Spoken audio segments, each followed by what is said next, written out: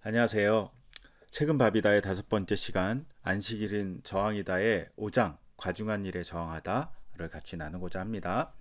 우선은 아모스서 8장 4절에서 8절까지의 이야기를 같이 나누려고 해요. 여기서 보면 가난한 자를 삼키는 행위가 나와요. 가난한 자를 삼키는 행위가 뭐냐면 월삭은 언제 지나서 곡식을 팔까 하는 사람, 그리고 안식일은 언제 지나서 우리의 밀을 내어서 팔까 하는 사람이라는 거예요.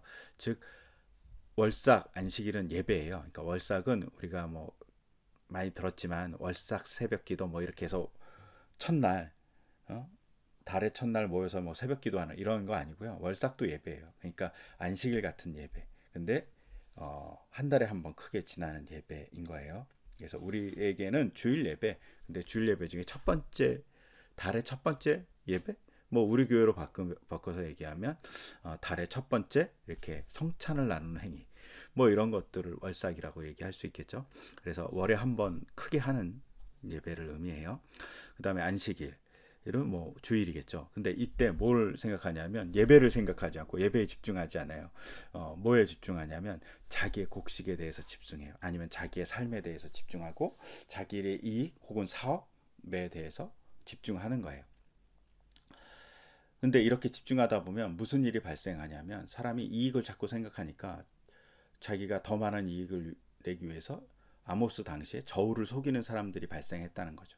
그러니까 안식일을 제대로 지키지 않으니까 혹은 월삭을 제대로 지키지 않으니까 어, 저울을 속이는 일이 발생했어요. 그래서 뭐 에바를 작게 하고 그 다음에 세게를 크게 하고 뭐 이런 얘기가 나와요. 이게 이제 저울을 속이는 일이에요. 에바는 지금으로 얘기하면 대박 같은 거죠. 곡식을 이렇게 담아서 한 대, 두 대 이렇게 주듯이 대박이에요. 근데 그 대박을 좀 속이는 거죠. 작게 만드는 거죠. 어, 그래갖고 뭐 대빵 밑에다가 약간 뭐 판을 대갖고 작게 만들다거나 옛날에 이런 일 되게 많았잖아요. 정미소에서. 그래서 이런 일들을 하지 말라는 건데 이런 일들을 하는 거죠. 또 세겔은 이제 추 무게를 다는 추를 어, 모양은 이제 크기는 똑같은데 이렇게 가볍게 만드는 거죠. 그러니까 크게 만든다는 말이 그 작은 무게, 적은 무게의 추를 크게 만들어 갖고 곡식을 달아줄 때 많이 주는 것 같이 보여주게 하는 거죠. 추로. 이런 것을 통해서 사람들을 속이는 행위를 하는 거죠. 또 이런 행위를 하다 보면 사람들이 자기를 위해서 돈으로 사람을 사갖고 힘없는 사람을 괴롭히는 일들이 벌어지는 거죠. 그래갖고 가난한 자를 싸게 사갖고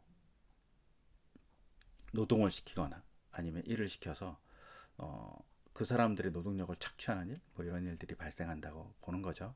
그리고 더 발전하면 찌꺼기 밀을 파는 거죠. 우리나라에도 옛날에 과거에 그랬죠. 뭐 이렇게 모래와 쌀을 섞어서 막 사람들한테 준다거나 뭐 이런 일들이 막 조선시대에 많이 일어났잖아요. 그래서 난이 막 일어나고 그랬잖아요. 이런 일들, 나쁜 것을 파는 거죠. 그래서 이익을 극대화하는 일들이 발생했다는 거죠. 사실은 이런 일들이 현대사회에서 되게 많이 일어나죠. 그래서 월삭 예배 안에서도 우리 안에 어떤 일에 대한 하나님을 생각하지 않고 자기 일만 생각하는 아니면 하나님에 대해서 집중하지 않는데 꼭 집중하는 것 같이 포장해 갖고 예배하는 행위 뭐 이런 것들이 문제인 거죠. 혹은 뭐 하나님을 얘기하면서 정치 얘기를 한다거나 하나님을 얘기하면서 뭐 자기의 뜻을 얘기하거나 뭐 이런 것들이 어떤 면에서는 어, 월삭을 지키면서 곡식을 팔까 안식일을 지키면서 밀을 팔까 생각하는 거하고 이렇게 비슷할 것 같아요. 근데 이런 행위에 대해서 하나님이 분노한다고 그래요. 그 분노를 통해서 뭐가 일어나냐면 지진과 홍수가 발생한다고 그래요. 여기서 우리가 잘 생각해 봐야 돼요. 오늘날도 마찬가지인 것 같아요. 생각해 보면 기후가 많이 변했어요. 온난화가 돼서 지진도 뭐 비도 많이 내리고 뭐 지진은 온난화하고 상관없을 것 같긴 한데 지진도 요새는 많이 발생하기도 하잖아요. 이런 걸 보면서 어떤 일이 벌어지냐면 사실은 그 자연재해는 나쁜 일을 행한 월삭을 지키면서 나쁜 일을 행한 저울을 속이면서 나쁜 일을 행한 사람한테 벌어지지 않는다는 거죠. 모든 사람에게 벌어져요. 하나님 왜 이러실까 하는 심각한 문제죠. 어, 답은 없어요. 근데 자연재해를 보면 그렇잖아요. 지구 온난화돼서 피해를 극대적으로 많이 받는 곳은 사실은 공해를 많이 일으키는 사람보다 공해가 별로 일어나지 않지만 끊임없이 값싼 노동으로 열심히 일하는 백성들에게 많이 일어나요. 어, 제가 몇 주 전에 텔레비에서 이렇게 보다가 이렇게 세상의 재난에 대한 얘기가 나왔어요. 근데 세상의 재난으로서 크게 있었던 재난 중에 보니까 미얀마에 있는 10여 년 전에 일어났던 나르기스 같은 태풍이 막 왔거든요. 거기 엄청난 사람이 죽었다는 거예요.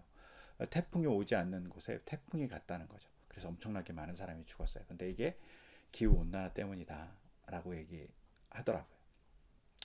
혹은 이제 메뚜기 떼가 아프리카에 창궐해 갖고 막 지금 현재 막 곡식을 먹고 있대요. 이런 일들이 기후 온난화 때문에 일어난다라고 얘기하더라고요. 또 뭐 독일 같은 경우도 뉴스에 보니까 어젠가 그제 뉴스에 보니까 이렇게 몇 년 동안 가뭄이 들어서 농사를 제대로 질 수 없는 사정이다. 뭐 이렇게 얘기하고 있더라고요. 즉 기후 온난화가 기후 온난화를 일으키지 않은 많은 사람들 혹은 기후를 보호하기 위해서 열심히 노력했던 많은 사람들에게도 재난은 찾아온다는 거죠. 이 분노를 보면서 우리가 잘 생각해 봐야 한다라고 얘기해요. 근데 이 분노를 일으키는 하나님이 어디다 두고 맹세했는지도 좀 자세히 볼 필요가 있어요. 하나님의 영광을 두고 혹은 하나님의 이름을 두고 맹세하지 않고 야곱의 영광을 두고 맹세한다고 이렇게 쓰여 있어요. 근데 이제 이건 이제 개역 개정이 하나님의 야곱의 영광이라고 번역했는데 이게 자랑으로 번역도 될 수 있어요. 그래서 새 번역하고 공동 번역은 자랑이라고 번역해요. 이 야곱의 자랑이 뭐냐 할 때 세 가지 정도로 볼 수 있는데 첫째는 땅, 둘째는 교만, 세 번째는 하나님이에요. 땅이라고 얘기했을 때는 뭘 의미하냐면 이스라엘 백성이 약속으로 받은 가나안 땅인 거예요. 즉 가나안 땅으로 보면 하나님이 약속을 성취해줘서 받은 땅이에요. 하나님의 입장에서는 그러니까 약속을 성취해준 하나님이신 거죠. 그 다음에 이스라엘 사람의 입장에서는 땅을 받아서 가장 소중한 거예요. 그러면 땅이라는 입장으로 맹세한다고 보면 하나님의 입장에서는 내가 약속을 성취했던 그 행위를 가지고 맹세한다. 이제는 그 행위로 너에게 어, 재난을 보낼 수 있다라고 얘기하는 거죠. 즉 너희가 신명기법에 의하면 제대로 지키지 않으면 내가 벌을 내리겠다. 즉 너희가 나의 말을 잘 따르면 복을 내려주겠다는 그 도식과 마찬가지로 잘 따르지 않았으니까 내가 벌을 내리겠다라는 어, 약속과 성취의 도식으로서의 맹세일 수 있어요. 하나님 입장에서는. 이스라엘 입장에서는 땅으로 보면 자랑이라는 걸 땅으로 보면 하나님이 주신 가장 소중한 거예요. 근데 혹은 이스라엘이 갖고 있는 가장 소중한 거예요. 그 소중한 것을 두고 맹세한다는 거죠. 우리도 이렇게 가장 소중한 걸 두고 맹세하잖아요. 그 소중한 것을 두고 맹세해서 꼭 이루겠다라는 거죠. 땅이라는 입장에서 보면. 그다음 이 땅도 두 가지죠. 그다음에 교만은 이스라엘 너희들이 교만하다 막 자랑한다는 말이 교만이란 말도니까 그 교만을 두고 맹세한다. 너네들이 얼마나 교만하면 약자를 괴롭히겠니? 그러니까 그 교만을 두고 내가 맹세할게 이렇게 얘기하는 거라고 볼 수 있어요. 세 번째 하나님은 이스라엘 가장 큰 영광이 하나님인 거예요. 그러니까 하나님 내 자신을 두고 맹세한다라는 거죠. 이렇게 봤을 땐 야곱의 영광이란 말이 이제 총 네 가지로 해석될 수 있죠. 이렇게 일부러 하나님의 영광은 하나님을 두고 맹세한다라는 걸로 단순화시켜서 하나님 하나로 포커스 맞추지만 야곱의 영광은 네 가지로 해석이 가능하니까 이 너무 광범위하고 그리고 강력한 의미로 보여줄 수 있어요. 하나님의 영광 그러면 더 강력할 것 같지만 야곱의 영광 이 얘기가 아모스서에서는 더 강력한 얘기라는 거죠. 그러니까 하나님이 이렇게 약자를 괴롭히는 행위에 대해서 대단히 분노한다는 거죠.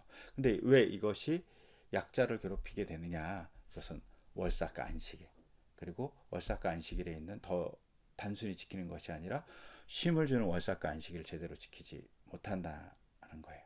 그러면 그러니까 쉼과 안식을 주지 못하는 안식일을 제대로 지키지 못할 때 문제가 발생한다고 볼 수 있어요. 그리고 이런 문제의 대표적인 케이스를 솔로몬으로 봐요. 근데 솔로몬으로 왜 보냐면 어, 솔로몬이 상품 지상주의에 빠졌다는 거예요. 외국의 탈출을 이제 솔로몬 시대는 다 잊어버렸겠죠. 그러니까 그리고 애굽에서 구해준 사건을 다 잊어버려. 근데 애굽과 동질화되고 싶어요. 그게 뭐냐면 애굽에 빠졌던 상품 지상주의. 즉 곡식을 많이 저장하고 또 금훈보화로 장식해갖고 자기를 좀 드러내고 이런 것들의 상품 지상주의에 빠졌다고 얘기하는 거죠. 그리고 솔로몬의 그 대표적인 상품 지상주의의 사건이 뭐냐면 솔로몬 성전이라고 얘기해요. 아, 이렇게 솔로몬의 성전 이렇게 얘기하면 되게 의아하잖아요. 그런데 솔로몬의 성전이라고 얘기하는 이유는 그 성전을 질 때 많은 재화를 긁어 모았어요. 심지어는 이제 이스라엘 사람들이 솔로몬이 이렇게 가불이라고 해갖고 땅을 팔아먹어갖고 극단적으로 이렇게 사람들에게 하나님의 성전을 지을 때 하나님의 땅을 훼손할 일들이 발생하기도 합니다.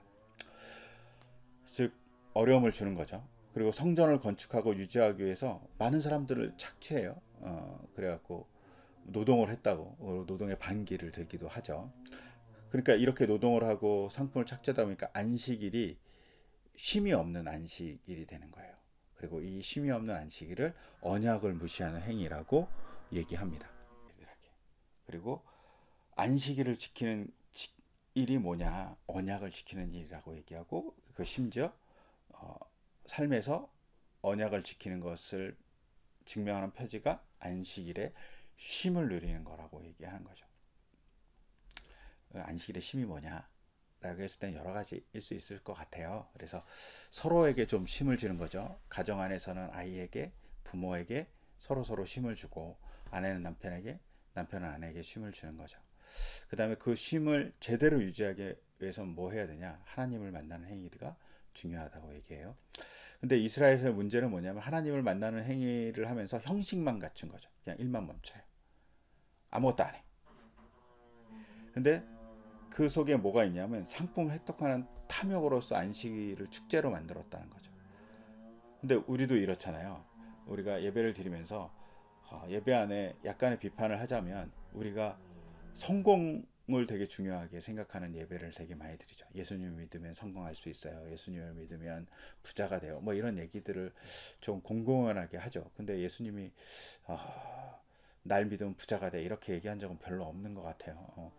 구약에서는 하나님이 채워준다는 얘기가 있지만 하지만 그 채워줌이 정말 억압받은 곳에서 해방이라는 채워줌인데 우리가 가끔 이렇게 번영 신학이라 그래서 하나님이면 잘 돼 이런 얘기를 하는 거죠. 그런 오류에 빠지면 절대 되지 않아요. 그리고 그런 오류에 빠진 사람들이 뭐냐면 약자의 쉼을 주지 못한 예배를 드릴 때가 있어요. 그것은 신실하지 못한 예배라고 얘기하죠. 그러면서 무슨 얘기를 하냐면 이사야서 58장에 보면 참다운 금식은 약자를 돌보는 거예요. 그러니까 금식을 그냥 굶는 행위가 금식이 아니라 약자를 돌보는 행위 이를 포함한 것이 진짜 금식이다. 그러니까 진짜 하나님을 섬기는 금식이다 얘기하는 거야. 그러려면 안식일로 이걸 주고 안식일은 이웃에게 쉼을 주는 것 혹은 너와 같이 쉬게 해주는 것 이웃사랑을 실천하는 것이 진짜 예배 행위에 포함된다라고 얘기하는 거죠. 그러면 예배 행위에서 쉬게 하는 게 뭐냐? 이거는 그냥 단순히 하루 동안 누구를 쉬게 하는 게 아니라 6일 동안 이웃사랑을 실천하는 것으로 또 그 이웃사랑을 실천하는 누군가에게 쉼을 주는 행위로 살아갈 때 진정한 안식의 쉼이 존재한다는 거죠. 어젠가 그제 이천에서 큰 불이 났습니다. 이렇게 공사 기간을 단축하기 위해서 쉼 없는 노동을 하고 같이 이래서 아마 발생했을 가능성이 제일 많죠. 근데 우리가 생각해 보면 그 노동자들에게 쉼을 주지 않으니까 문제가 더 많이 발생하고 일의 목표가 너무 과다하다 보니까 재난이 발생하는 거죠. 안전장치가 필요합니다. 근데 그런 쉼을 주는 거 그런 것이 예배를 향해서 가는 우리의 자세다라고 얘기하는 거죠. 그리고 그런 예배로 가는 자세에서 우리가 형식적인 안식일을 지키는 일이 뭐냐면 양다리를 걸친다고 얘기해요. 뭘 인용해서? 호세아서를 보면 고멜이 이렇게 다른 남자와 이렇게 정분이 나서 호세아를 권해갖고 음란한 행위를 하잖아요. 근데 이런 것을 양다리 걸치는 거죠. 하나님 보기에는 생산을 너무나도 극단적으로 생각하고 생산에 치중하는 그 삶이 양다리를 걸친 행위라고 보는 거고, 그것을 비판하는 거죠. 그리고 아모스서에 와서는 거짓된 안식일에 대한 얘기를 해요. 근데 거짓된 안식일이 되는 이유가 뭐냐면 자기를 즐겁게 하는 데만 취하는 마음이에요. 그러면 마음이 마비돼요. 그래서 어떻게 되냐면 값싼 노동에 기초한 사치스러운 삶을 살아가게 되고, 그리고 예배 안에서도 거래만 생각해요. 그 거루에 치중하다 보니까 이익만 생각하고, 이익만 진짜 쏠리다 보니까 어떻게 돼요? 거짓 저울만 생각하게 된 거죠. 그리고 그것을 만들게 된다고 얘기해요. 즉, 이 말 속에 뭐가 있냐면, 어, 안식일을 지키면 이것을 멈출 수 있다라는 저자의 의도가 있는 거죠. 그리고 자기를 즐겁게 하는 데만 취한 마음, 우리에도 되게 많이 있죠. 우리가 사치스러운 삶을 많이 살죠. 값싼 노동을 취해서 많은 것을 누리면서 살잖아요. 제가 아는 환경운동가가 몇 명 있는데 그 친구의 젊은 친구가 있어요. 그 젊은 친구하고 얘기를 하다가 몇 가지 일을 하면서 그 친구가 갖고 있는 휴대전화를 봤어요. 휴대전화가 이제 제가 아이폰 6S를 쓰고 있을 때, 그 친구는 아이폰 4인가 4S를 쓰고 있었어요.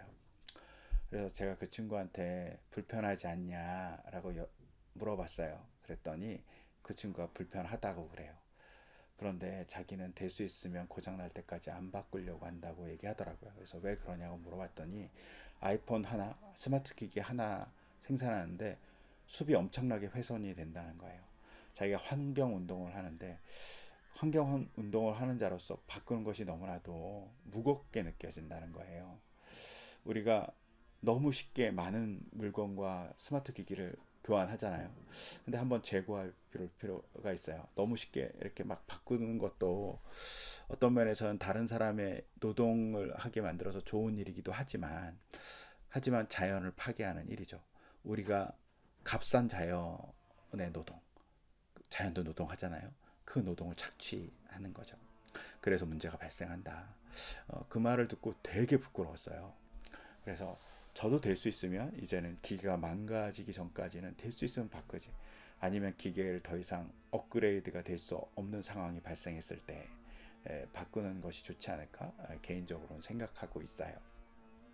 그래서 될 수 있으면 기계를 오래오래 쓰려고 노력 중이에요. 즉 우리의 삶에 이제 이렇게 어려움을 줄 수 있다라고 얘기한다는 것.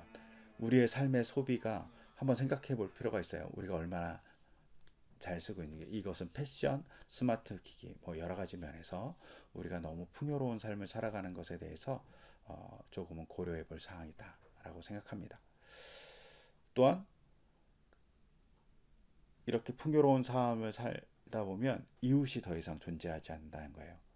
사실은 미얀마 사람이 이웃일 수 있고, 그 다음에 뭐 여러 가지 노동을 하는 많은 사람들이 이웃일 수 있고, 자연도 이웃일 수 있는데 우리가 그 이웃을 잊어버린다는 거죠. 우리 상품을 소비하기 위해서.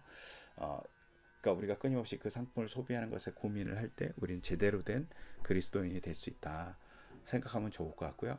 그리고 이런 제대로 된 그리스도인에 대해서 참된 안식일이 중요해요. 근데 참된 안식일을 지키기 위해서는 삶의 패턴을 바꿔야 되는 거죠. 좀 전에 얘기한 대로 우리 삶의 패턴을 바꿔 놓아야 되는데, 그 중에 하나가 염려를 내려놓는 일이에요.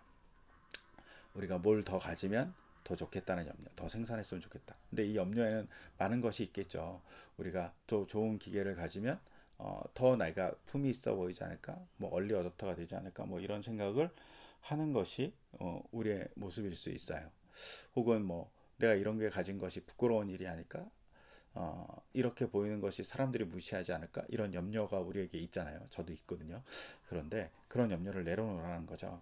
어, 근데 이런 염려에 쌓이는 일이 이제 우리가 잡화점의 물건의 목록에 이렇게 치중하는 것, 사업 계획에 치중하는 것, 혹은 일에 치중하는 것, 언제 안식일에 그런 일에 자꾸 생각하는 것이 어, 우리를 어렵게 만든다고 얘기하는 거죠. 그리고 이런 안식일의 자파 혹은 사업에 이렇게 치중하는 것은 사실은 자기 분열적인 일이야. 그리스도인이 자기 분열이 되는 거예요. 자아가 분열이 돼서 따로따로 노는 거죠. 이런 일이 발생하면 안 된다고 얘기하고 있어요. 그리고 자아 분열이 되지 않기 위해서 우리가 뭘 해야 되냐? 하나님께 집중해야 되는 거죠. 하나님 원하시는 게 뭔가. 그러면 제대로 된 그리스도인이 된다는 거죠. 그리고 이 제대로 된 그리스도인이 된다는 그런 입장에 대해서 뭐라고 얘기하면 과중한 일에 대한 저항이라고 제목을 달았어요. 어떠브라이.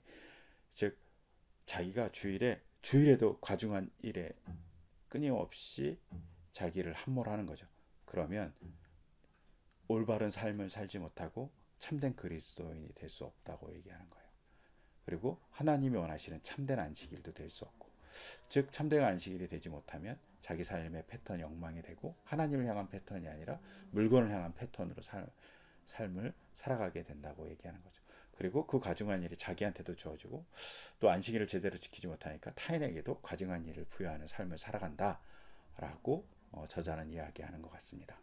그래서 우리가 안식일을 제대로 지키면 우리의 삶이 조금은 하나님을 향해서 간다라고 얘기하고 있습니다. 이 삶을 좀 잘 기억하시면 좋으실 것 같고요. 우리가 다음 주에는 마지막 장을 같이 나누겠습니다. 잘 들어주셔서 감사합니다.